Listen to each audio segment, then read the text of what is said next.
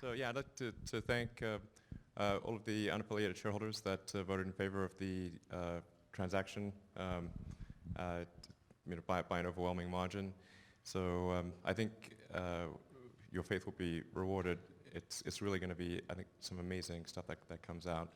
In fact, I was just meeting with earlier today, meeting with the Solar City engineering team, and I don't want to 100% commit to this yet, but it's looking quite promising that a solar roof will actually cost less than a normal roof before you even take the value of electricity into account.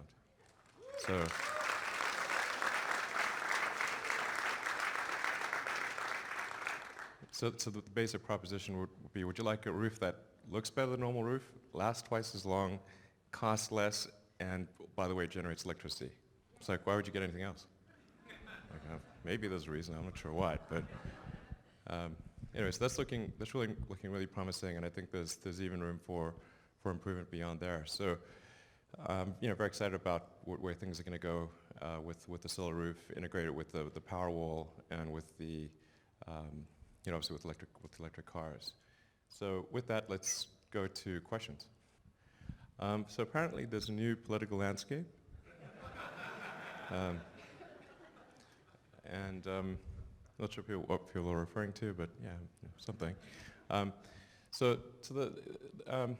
think one of the biggest misunderstandings about Tesla, and somewhat counterintuitive, is the degree to which Tesla is reliant upon incentives or subsidies. Ironically, if all incentives and subsidies were removed for Tesla's competitive position would increase, not decrease. This is a really fundamental misunderstanding. We do believe there should be incentives and government incentives for electric vehicles, but we believe that they should be there for the good of the industry and to accelerate the advent of sustainable transport, not because Tesla needs them. Let me explain what I mean by this. The incentives either don't scale or they're disadvantageous. If you take the zero-emission vehicle credit, where you get $5,000, it's a nominal value of $5,000 per credit, and let's say you might get, say 2 of those per vehicle or 3. So 2 would be worth $10,000 face value, but Tesla can only sell them to other car companies for about 50 cents on the dollar. Because the ZEV mandate is very weak, we only get 50 cents on the dollar. However, if General Motors or Ford or somebody else makes an electric vehicle, they get to monetize their ZEV credit at 100 cents on the dollar. So if there's, say, 2 ZEV credits per vehicle, General Motors would have a $5,000 cost advantage over Tesla. They do, not would have, they do have. So if people are concerned about Tesla incentives, they should be concerned, well, how does Tesla overcome the competitive disadvantage of EV incentives? Not the other way around. There's also the $7,500 federal tax credit, but that stops at a cumulative 250,000 vehicles. So it's essentially irrelevant for any high-volume program. As soon as we start making 500,000 or 1 million vehicles per year, that 250K cumulative will long ago have run out. So no scale. It's impossible to scale electric vehicles and have the incentive be relevant. And then ironically, in California, they put an income cap on the $2,500 incentive, so many of our customers don't even qualify for the $2,500 incentive because of the income cap, which I think is really quite destructive since and doesn't make any sense to me because we're the only car company left in California. It's like, Tesla is the biggest manufacturer in California. So I don't understand why the legislature would do such a thing. That's ultimately to the detriment of its own state. Anyway, these things are puzzling. And then if you look internationally, in China, which is the world's biggest car market, we currently pay 25% import duty, and we have no access to incentives because our car is not locally made. The net effect is that our car costs 40% more than a locally made vehicle. So if we made the vehicle locally, it'd be a 40% difference. So not only do we not have access to incentives, we have a huge penalty. Looking at other parts of the world, Germany put a 60,000 euro cap on the incentives, conveniently just below the Tesla, cost of a Tesla in Europe, or just above it. Yeah, just below. So essentially, it's very, very difficult for us to get access to any incentives in Germany. Denmark did the same thing. France is considering doing the same thing. So the great irony is that if all the incentives just went to zero, Tesla's competitive position would immediately improve by quite significantly. We don't think that that's a good thing for the world, but it would be a good thing for Tesla. I think that's a pretty important thing to consider. So, let's say the new president did erase all incentives, that Tesla's competitive position would just be better. So that's actually what would happen. Who owns the technology for the new solar roof? Technology is, it's owned by us. Sorry. This was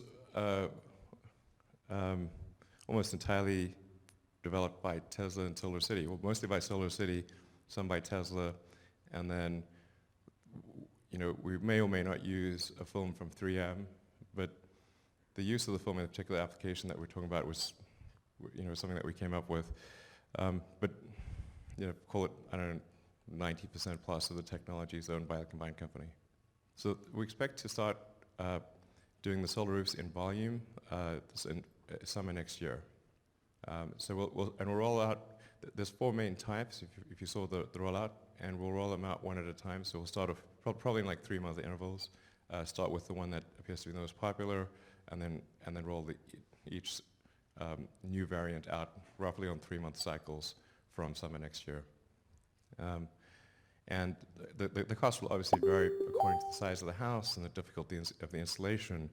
But the important thing is that the apples-to-apples comparison compared to a regular roof, we're confident will be at least at, and we believe slightly below, the cost of a regular roof. And then electricity is just a bonus. Well, to touch on this question more than a few times, we're trying to make an integrated product. So you have an integrated solar roof with a power wall and an electric car. And you can just go into a Tesla store, just say yes, it just happens, it all works, it's seamless, and you love it. Well, it's certainly encouraging to see other car makers do electric cars. I am a little concerned about the pace and volume of what they're doing, since they seem to be mostly aiming to just target whatever the incentive threshold is, and then not really do serious volume beyond that.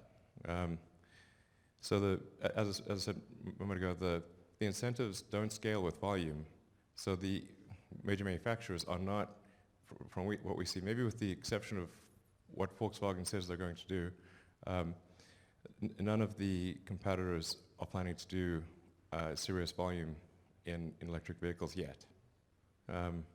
That they're just sized to stay within the volume constraints of the incentives.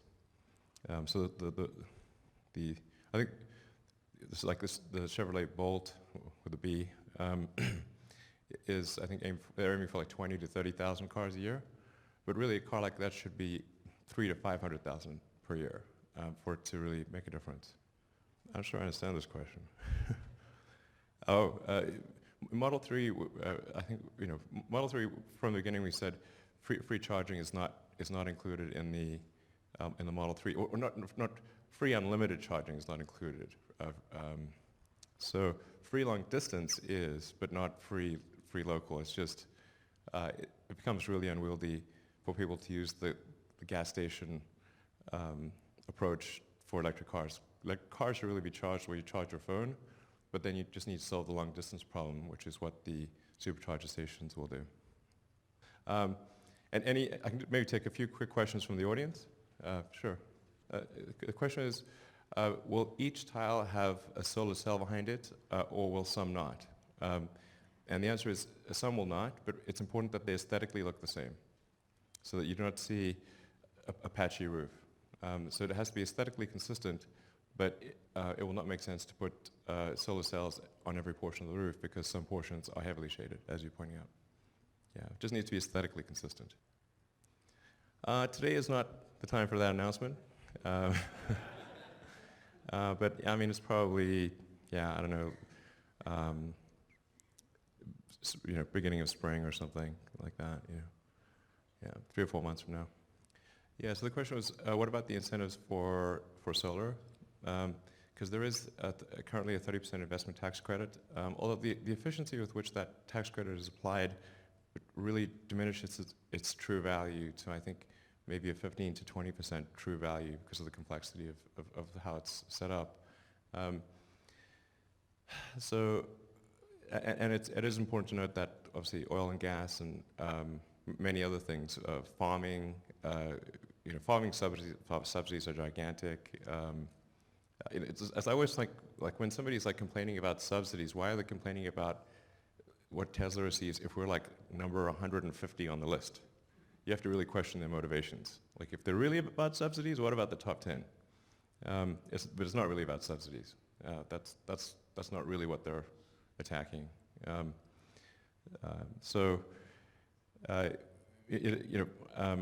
Like stripper oil wells get something like a 25% tax credit. I don't know why we're giving a 25% tax credit to stripper oil wells. That's crazy.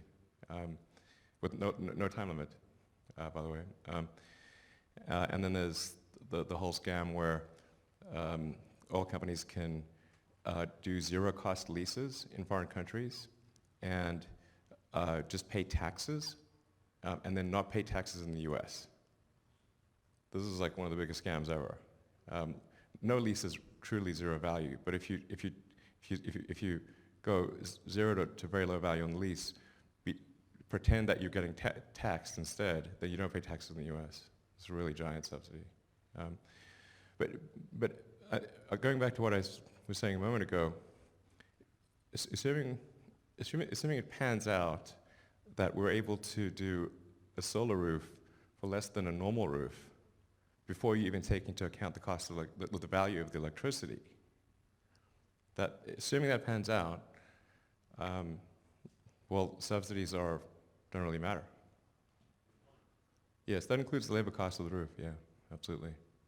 Turns out the roofing supply chain is incredibly inefficient, and it's been a long time since people really looked at that. I mean, when's the last time anyone here had a conversation about a roof? I mean, it's like rare. So it just hasn't, roofing has just not gotten a lot of love. So looking at just the supply chain efficiency and going to a high-strength glass instead of a concrete or ceramic tile, the glass weighs maybe a third to a quarter, sometimes even a fifth as much as a regular ceramic or concrete tile. And most of the cost of the tiles is actually transport. The logistics costs are huge, and they tend to be quite fragile, so the in-process breakage of the ceramic and concrete tiles is very high. So you have a lot of breakage, very high transport costs. The density is not very good, they tend to be quite thick. And the whole supply chain from where they're made to where they're finally installed is really inefficient. So just by kind of cleaning all that up, there are huge gains, it turns out. Yeah, the cell, it uses a very high efficiency cell, or will be using a very high efficiency cell. That's in the cell efficiency be in the low to mid 20s, kind of 22 to 24% efficient at the cell level, and then it's like laminated to behind decorative glass, decorative high strength glass, and then you got to be clever about how you connect all those cells together and what the backplane looks like.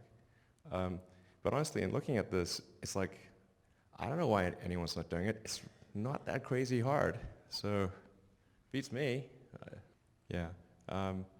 It turns out the actual sun energy you get when it's really low in the horizon is tiny. So excluding that low angle energy has very little effect. Yeah, and then in the way that at the microstructure, if the way it's arranged, you can actually get internal reflections. So as the photon comes in, instead of bouncing right out, it can actually bounce around inside and kick down an electron, which is photovoltaics. So it turns out that it actually the benefit offsets the efficiency hit to some degree. It looks like it's probably going to be close to even, plus minus a few percent. So, all right, thank you, everyone. Thank you.